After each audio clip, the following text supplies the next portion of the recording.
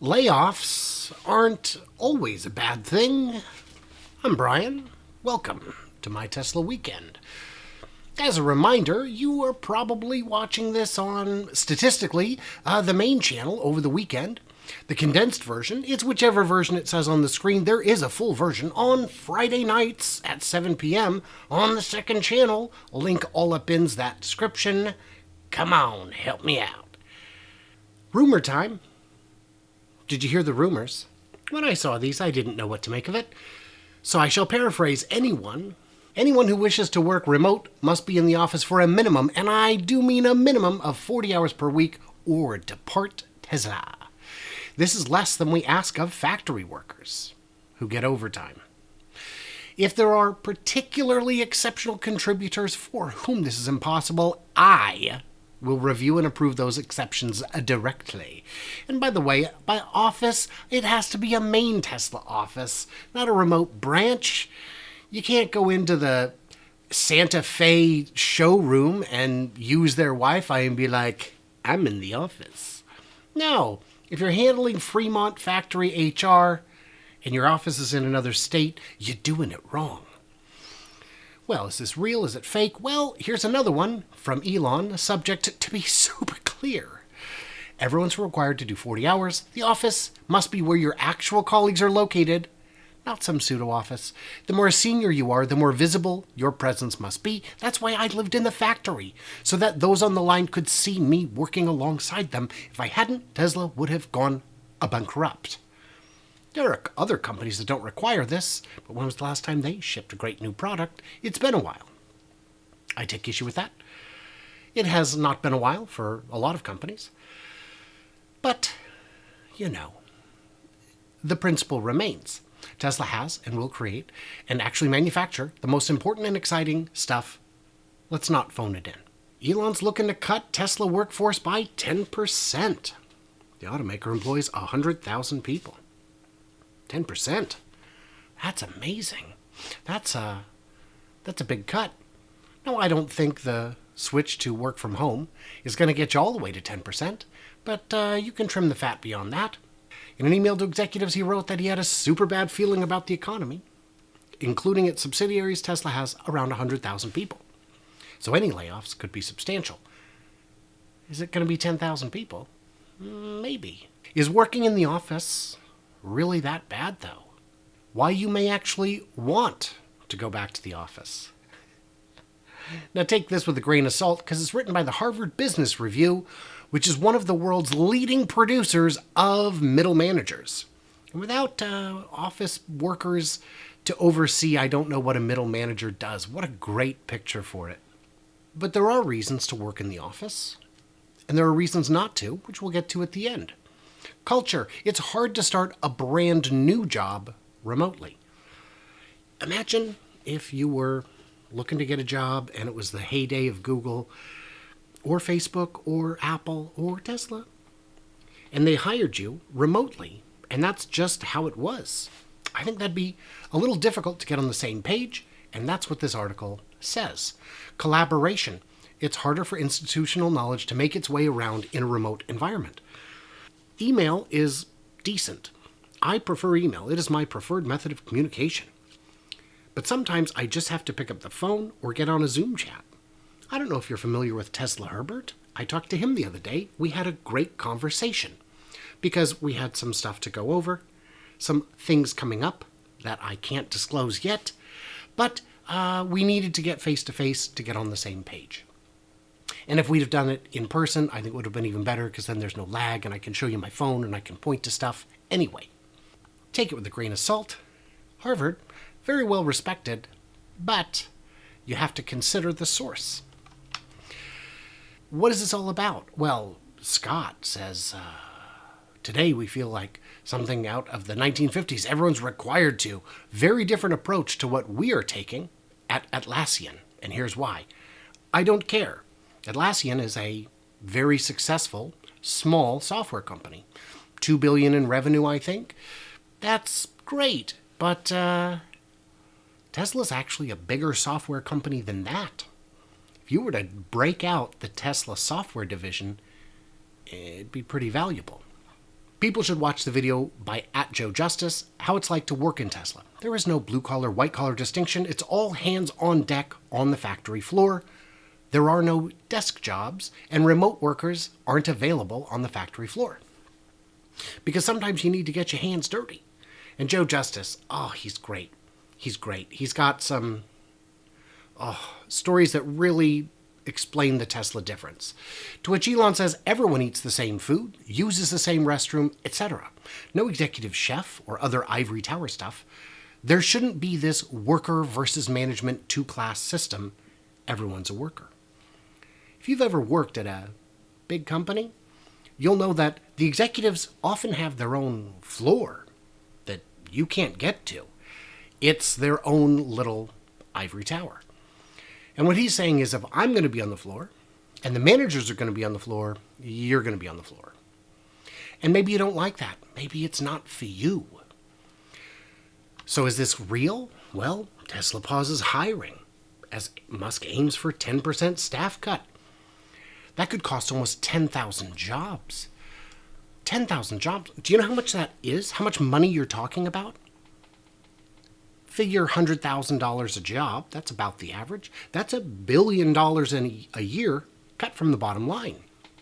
Now, in terms of if this is a bad quarter, this is going to save the quarter. No, because it's too late in the quarter to make a big difference, and we're only talking $250 million. Still, every bit counts. Tesla is not starved for cash. I don't think that's what this is about. But why are we criticizing Tesla for cutting $1 billion off their spreadsheet when we're giving Ford a free pass? Do you know, Jim Farley, Chris Farley's cousin, yes, for real, look it up, Ford needs to cut ad spending and do some other things. How much do they even spend on ads? 2021, $3.1 billion, according to Statistic. 2.8 the year before, 3.6. 3.6 billion. That's $10 million a day. What are you spending it on? That's insane. $10 million a day? Oh. By the way, fantastic formatting, guys. Really knocked it out of the park on that one. But, you know, Ford has done layoffs even this year. Cut 580 jobs as company overhauls talent. And in past years, Ford facing mass layoffs after posting $1 billion. This is a couple years ago, talking about up to 24,000 workers cut. It just happens, man. 2 years ago, Ford's Louisville plant laid off 300 with the closure. Ford India, workers want government protections. Yeah, I think Ford has exited India. But other companies are doing it too. Carvana laid off people. This is from today. Reef has laid off people. GoPuff, I don't know who that is. Layoffs are a thing that happens. And I got to tell you, if you're going to get laid off, now is the best time for it. Because the job market is so tight, the offers are likely to be plenty, and you're going to get a good advantage by having had Tesla on your resume. Well, is somebody going to hire someone that Tesla let go? Yes, it was a round of layoffs. Everyone knew about it. Tesla moving at double the speed versus others in terms of electric vehicles, according to VW CEO Herbert Diess. Do you want a company that moves twice as fast? As an investor, I do. Would I go work for Tesla today, knowing that I couldn't do it from home? Even if, if I could go in 2-3 days a week, oh, I'd love it. If I could do it all from home, oh, there in a second. If I had to be in the office 40 hours a week, then you got your lunch, then you got your commute, and then you've got hours on top of that. I got kids, man. I'm too old for this. I'd love to. I'd consider it.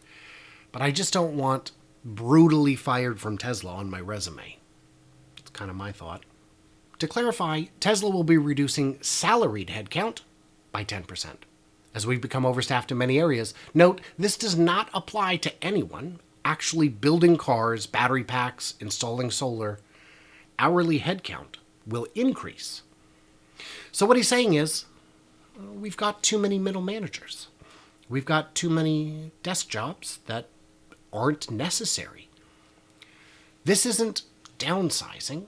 This is rightsizing. Tesla slashes spending. Now, this is from 2018.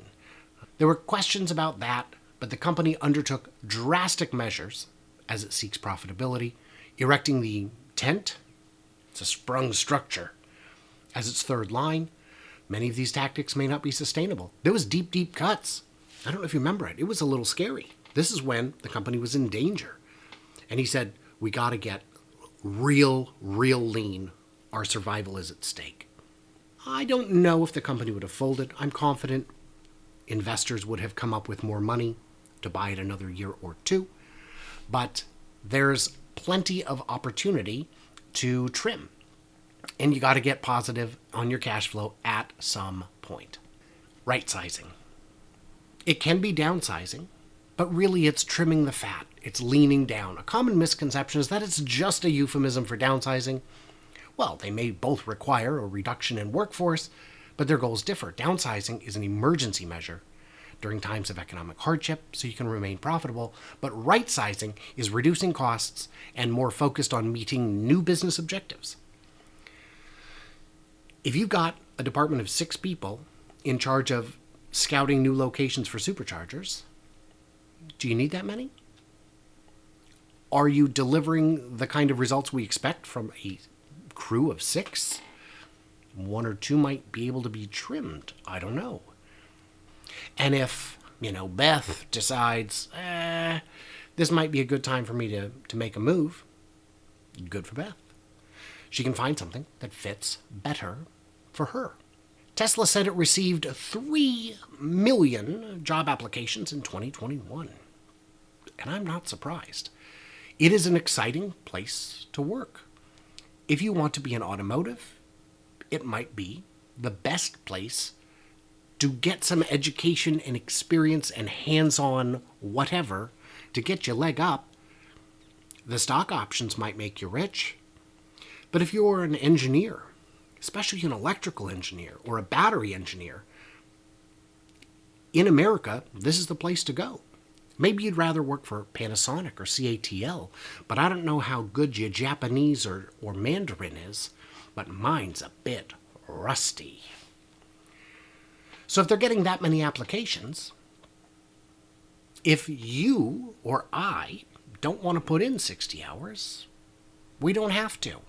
We're free to go. We're free to go somewhere that we're more comfortable with.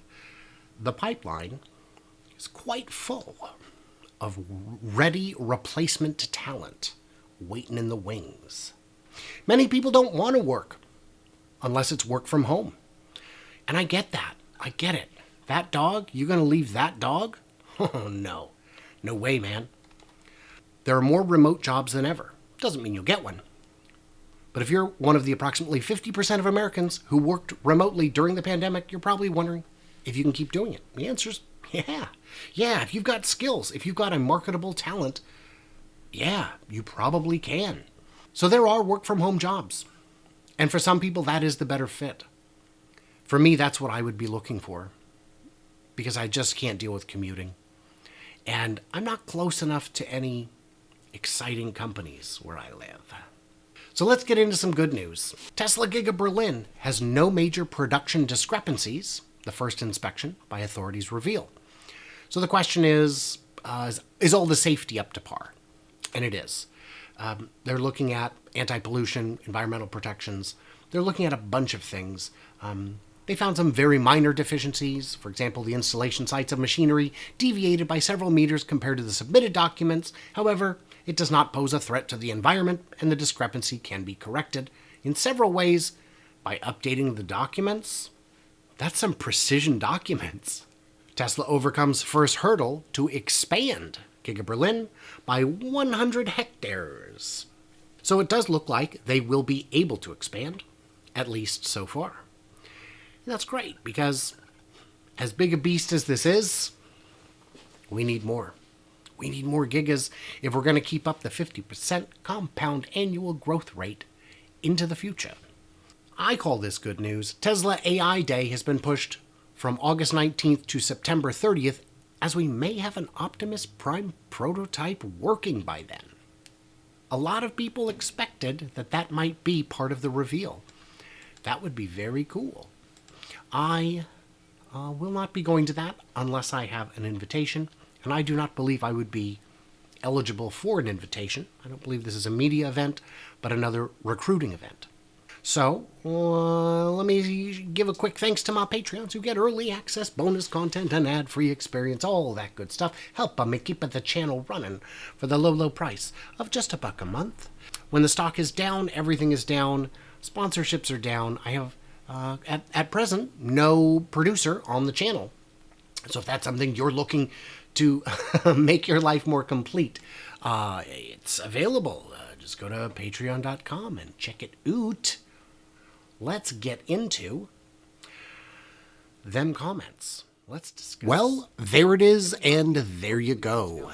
If you want to see the full, uncut, 30-ish minute version of this episode, head over to the second channel, link in the description, and subscribe over there if you want to catch these live each Friday at 7 p.m. Pacific, as well as the Fast Charging with B&B podcast, co-hosted with Bear from Bear's Workshop. So, what did I miss or misunderstand? Tell me in the comments, and stay tuned, stay juicy, and I can't wait to hear from you clever robots on the other side.